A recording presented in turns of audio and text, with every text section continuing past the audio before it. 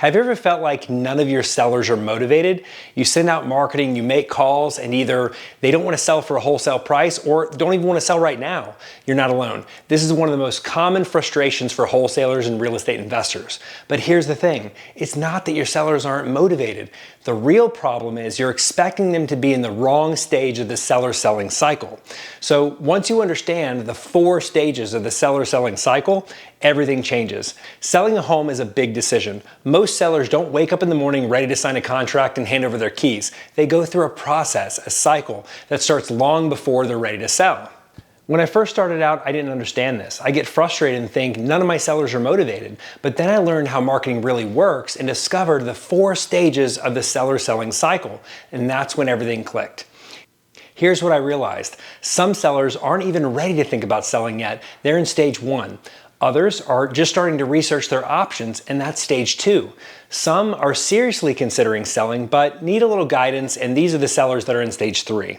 And then you've got the jackpot, the ones that everybody wants, the sellers that are ready to sell right now, today, and that's stage 4. Now, here's why this matters. Most people make the mistake of expecting every seller to be in stage 4, ready to sell right now. And when they're not, they label the seller as unmotivated and move on. But the truth is, the deals you close tomorrow depend on how you handle sellers in stages 1, 2, and 3 today. If you're only looking for stage 4 sellers, you're leaving a ton of money on the table. Why? Because most deals don't happen on the first conversation. They happen in the follow-up. The key is knowing how to meet sellers where they are in the cycle and guide them forward. So how do you figure out where a seller is in the cycle? It all comes down to asking the right questions and uncovering the 4 pillars of motivation. Pillar number 1, price. What's their expectation? How much are they hoping to get for their property? Pillar 2, timeline. Do they need to sell yesterday, or are they just kind of like exploring their options right now? Pillar number 3 is condition. Have they done any remodeling of the property in the last 5 years? Are there any major repairs that are needed? Pillar number 4 is motivation. Why are they selling? Are they relocating, facing foreclosure, or just kind of like testing the market and seeing what they can get? When you dig into these 4 pillars, you can quickly figure out where a seller is and how to approach them.